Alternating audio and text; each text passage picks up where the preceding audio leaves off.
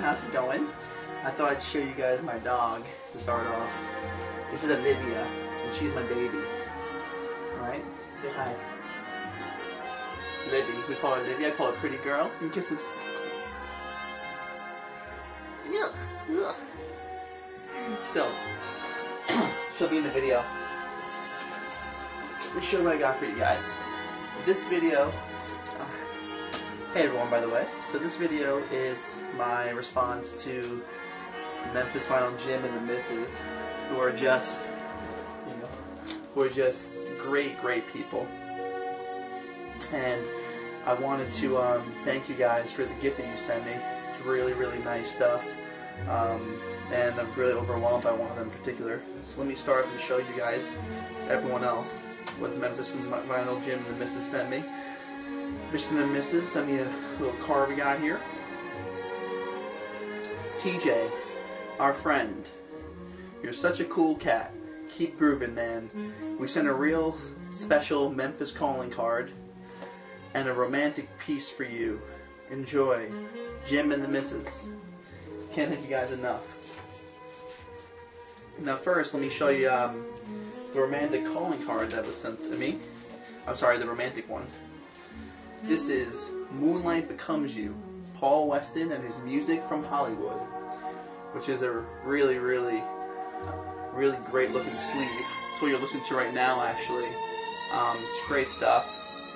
I really appreciate it, guys. I don't even know who Paul Weston is, never did. So it's new stuff for me, which is always great, and this is definitely something that I can be vibing to with my missus here in Huntersville, right outside of Charlotte, where the old vinyl mailbag came through. You have these two little things that came in the sleeve of that, which is pretty cool. This right here is a little invitation that was made in '94. The 9th Annual Premier Player Awards, April 13th, 1994 at the Peabody. Isaac Hayes, One More Time. The Memphis chapter. Hey, baby.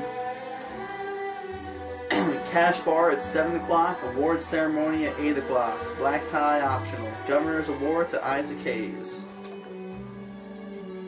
Has him on the back. So that's a little cool. It's just cool little keepsakes. And this one I really love. I saw Zach showed this and this as well. This is awesome. Me and Zach both got these. The legendary Sun Studio, Memphis, Tennessee. So this is a studio from Sun Records. Visit the birthplace of rock and roll. Cool, baby. When 18-year-old Elvis walked into the legendary Sun Studio for the first time, he was asked who he sounded like, and he said, "I don't sound like nobody." And he sang "That's Alright" like nobody ever had, with the honesty and soul of the blues and the unleashed wildness of an all-night party.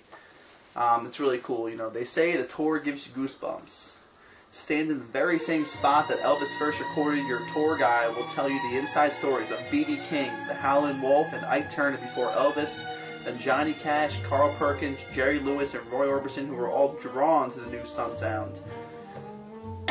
The studio is open for guided tours every day from 10 a.m. till 6 p.m. for adults and children over 4. The tour is $12 for adults and free to kids ages 5 to 11. Stop by, grab an old-fashioned shake.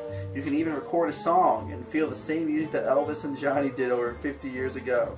The same magic. So this is a really awesome thing. I really appreciate it, guys. It's really great stuff, and it's cool because I never knew that they even did that. And if I go to Memphis, which I haven't been to, now I'll be sure this is one of the cool places I'll be able to check out. So thanks for that. Just put that back in the sleeve there.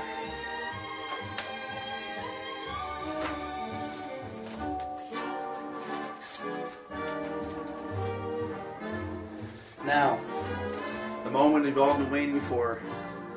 Now you want to know, what was it? What was the Memphis calling card that was sent to me? And when I saw this, guys, I was really just flabbergasted and really touched by it, because I know it means a lot to you guys, and it means a lot to me for ways as well. I saw you guys open this and have one of these in your live eBay mailbag. So we got here. Now here's Johnny Cash. And it's an original Sun. Really couldn't say enough about this.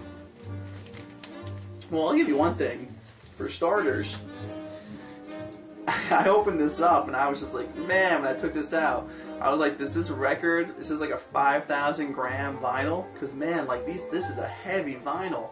I don't know all the details and how that stuff works and everything, but you know, it's just like, this is just amazing. It's the original. I can't imagine this record was made back then, you know, back in the late 50s and the 60s, because this is just, you know, it's there's not a mark on it. It's just in mint condition, and it weighs so heavy, you know, so it's awesome that they made this back then. Here's the Sun label on it, side 1 and side 2. Now guys, I really appreciate this, and this gets me on a couple levels. First of all, I've never actually knew anything about Sun Records, you know, like you guys might have known. I'm learning more every day, and you know, I don't really know, I'm not as, you know, well trained and know that much about the older stuff, you know, like Elvis and Johnny Cash and people like that, and the old Americana, country, rockabilly and all that stuff. So I know that's your big thing, so I knew I was going to get something like that, but not something of this magnitude, which is awesome to have. It always hold a special place in my heart. So I read up on Sun Records after you guys put the video up and read all the history about it on Wikipedia. It was really cool. I never knew about the Millionaire Quartet and all that crazy stuff, so it's awesome. So it's my first Sun record.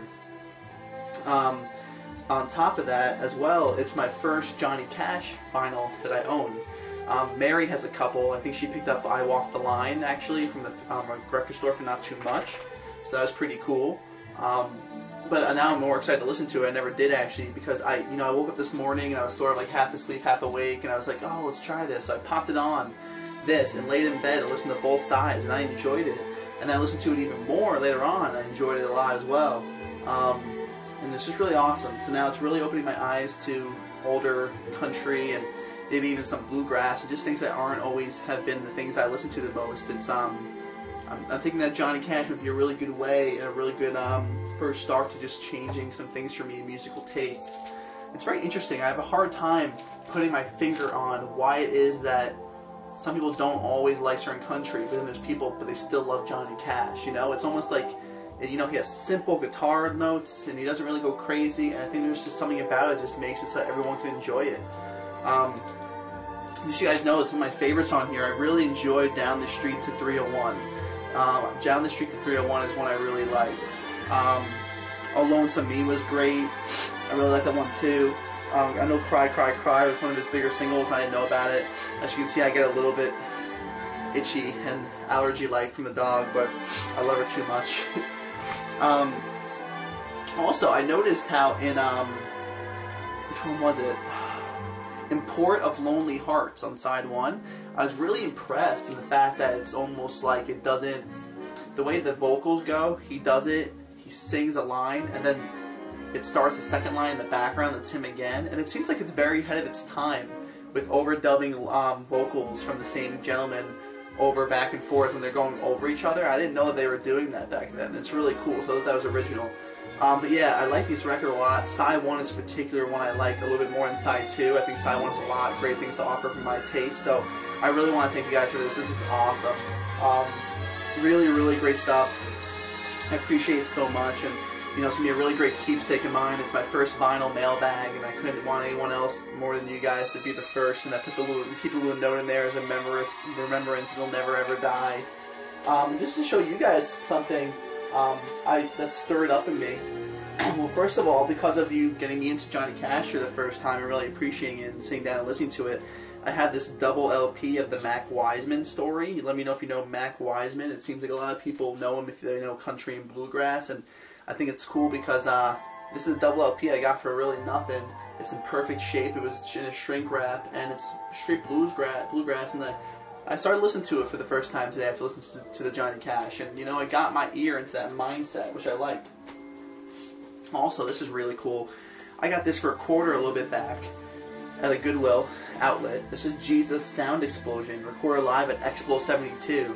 And you know, Expo 72 is actually, it was like they call it like the Christian Woodstock, where all these people came together, basically to spread the word of Jesus Christ to high schoolers and college students, and they had like 80,000 people. They had a bunch of different dates, but this was the big one in Texas. and they had, I think, predicted, he was over 100,000, I think, possibly. It's cool. It had this little thing you would open up and tear down, but it was already tear down when I got it. It doesn't matter, because I would have anyway. Opens up. It says in the back here, this album is not for sale. This album was produced for the sole purpose of offering to the Expo 72 television audience musical reminders of this historic Congress.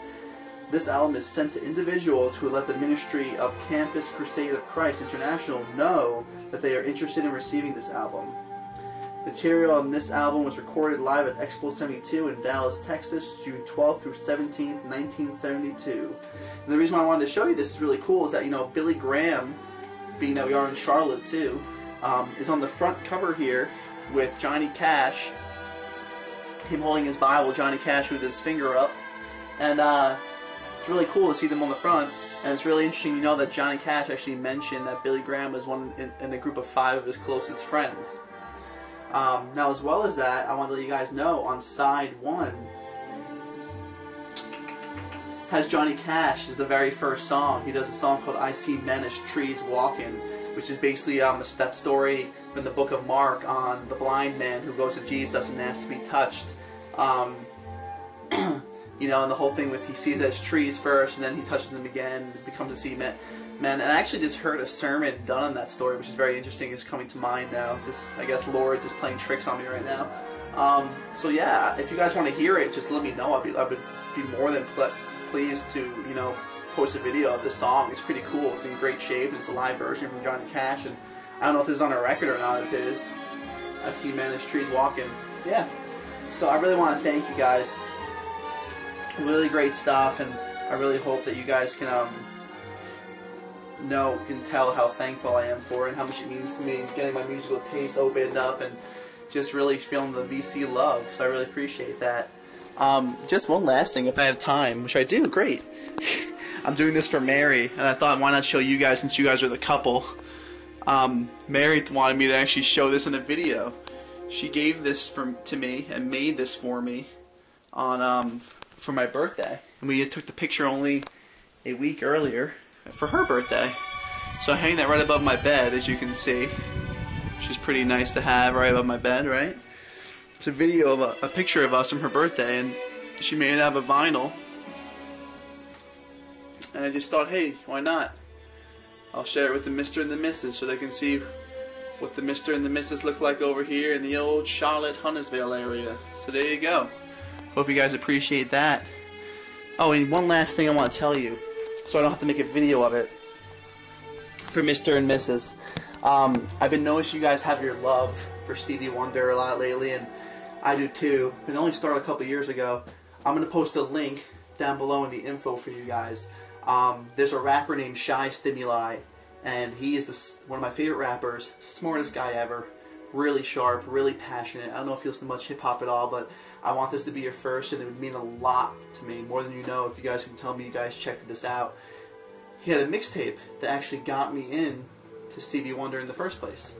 It's called Higher Than July as well, and all the songs are beats made from original Stevie Wonder songs.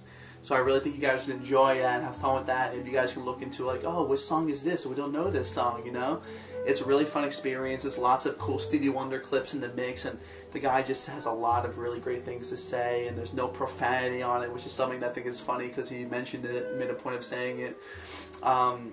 So check that out. I'm going to put the link down below. Stimuli, Higher Than July, all Stevie Wonder samples.